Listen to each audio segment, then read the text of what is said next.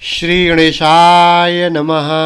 एक बार प्रेम से बोलो मैया पार्वती जी की जय, श्री शंकर भगवान की जय।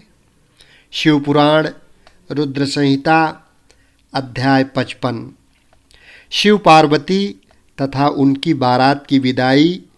भगवान शिव का समस्त देवताओं को विदा करके कैलाश पर रहना और पार्वती खंड के श्रवण की महिमा। ब्रह्मा जी कहते हैं, नारद, ब्राह्मणी ने देवी पार्वती को पतिव्रत धर्म की शिक्षा देने के पश्चात मेना को बुलाकर कहा, महारानी जी, अब अपनी पुत्री की यात्रा कराइए, इसे विदा कीजिए।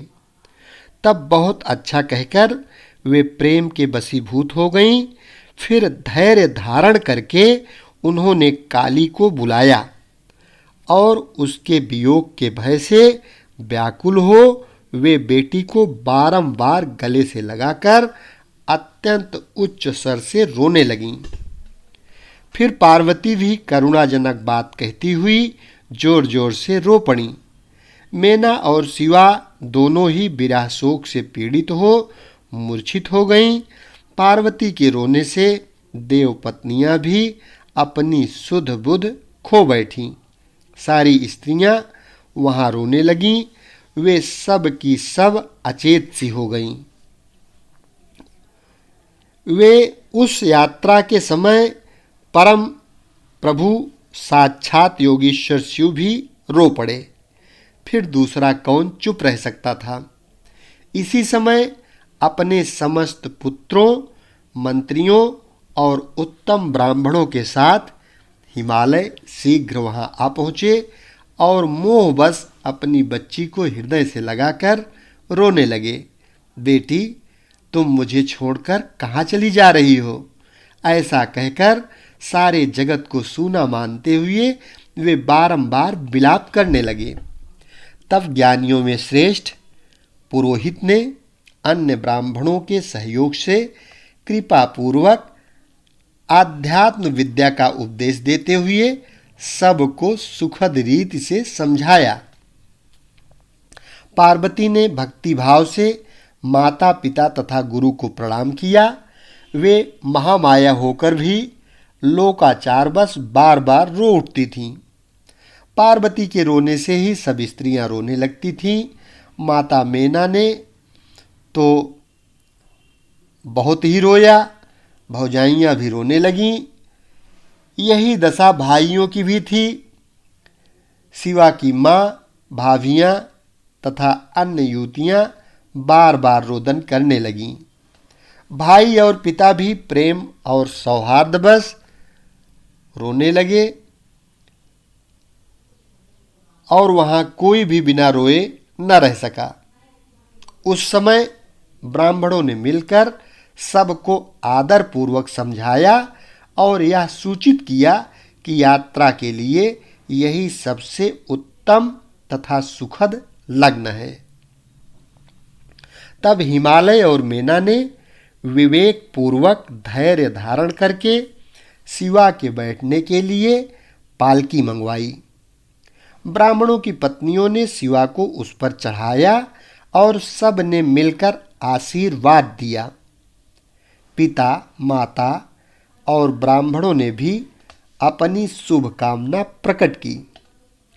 मेना और हिमालय ने पार्वती को ऐसे ऐसे सामान दिए जो महारानी के योग्य थे। नाना प्रकार के द्रव्यों की शुभ राशि भेंट की जो दूसरों के लिए परम दुर्लभ थी।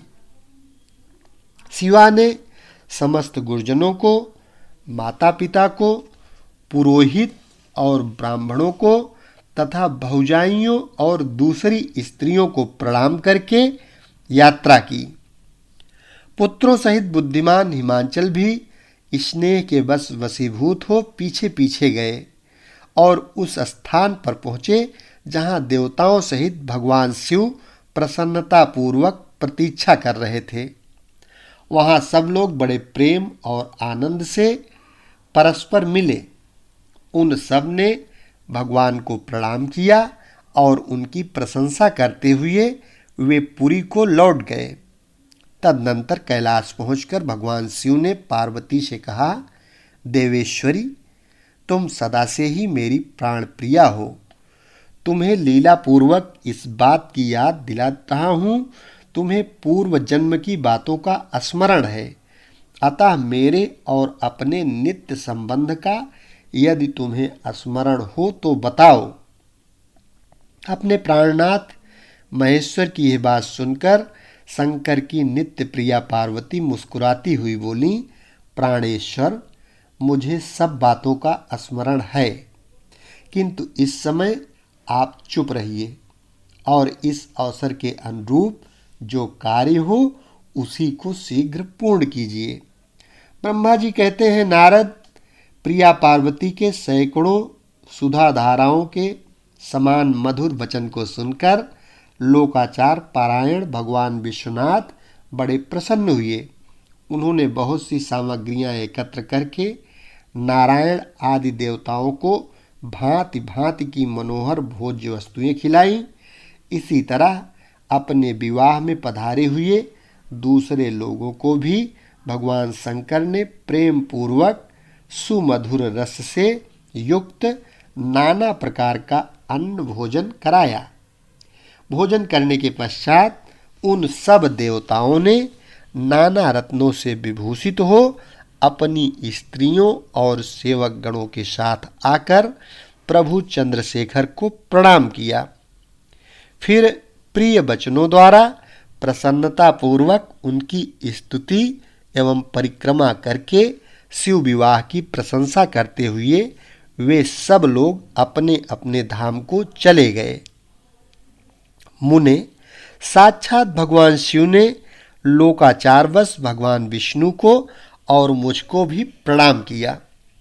ठीक उसी तरह जैसे वामन रूपधारी श्री हरि ने महर्षि कश्यप को नमस्कार किया था, तब मैंने और श्री विष्णु ने शिव को हृदय से लगाकर उनको आशीर्वाद दिया।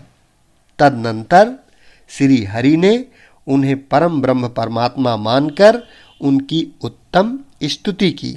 इसके बाद मेरे सहित भगवान विष्णु शिव से विदा ले शिवा और शिव को प्रसन्नतापूर्वक हाथ जोड़ उनके विवाह की प्रशंसा करते हुए अपने उत्तम धाम को गए।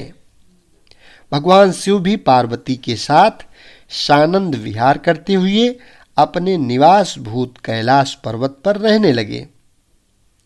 समस्त शिवगणों को इस विवाह से बड़ा सुख मिला। वे अत्यंत भक्ति पूर्वक शिवा और शिव की आराधना करने लगे। तात, इस प्रकार मैंने परम मंगलमय शिव विवाह का वर्णन किया है। यह शोकनाशक, आनंददायक तथा धन और आयु की वृद्धि करने वाला है। जो पुरुष भगवान शिव और शिवा में मन लगाकर पवित्र हो, प्रतिदिन इस प्रसंग को सुनता अथवा नियम पूर्वक दूसरों को सुनाता है, वह शिवलोक प्राप्त कर लेता है। यह अद्भुत आख्यान कहा गया है, जो मंगल का आवास स्थान है। यह संपूर्ण विघ्नों को शांत करके समस्त रोगों का नाश करने वाला है। इसके द्वारा स्वर्ग, यश, आयु तथा पुत्र और पौत्रों की प्राप्ति होती है। यह संपूर्ण कामनाओं को पूर्ण करता है, इस लोक में भोग देता है और परलोक में मोक्ष प्रदान करता है। इस शुभ प्रसंग को सुनने से अपमृत्यु का शमन होता है और परम शांति की प्राप्ति होती है। यह समस्त दुस्वप्नों का नाशक तथा बुद्धि एवं विवेक आदि का साधक है। अपने सुख की इच्छा रखने वाले लोगों को शिव संबंधी सभी उत्सवों में प्रसन्नता के साथ प्रयत्न पूर्वक इसका पाठ करना चाहिए। यह भगवान शिव को संतोष प्रदान करने वाला है। विशेषतः देवता आदि की प्रतिष्ठा के समय तथा शिव संबंधी सभी कार्यों के प्रसंग में प्रसन्नता पूर्वक इसका पाठ करना चाहिए अथवा पवित्र हो शिव पार्वती के इस कल्याणकारी चरित्र का श्रवण करना चाहिए। ऐसा करने से समस्त कार्य सिद्ध होते हैं। यह सत्य है, परम सत्य है, इसमें संशय नहीं है।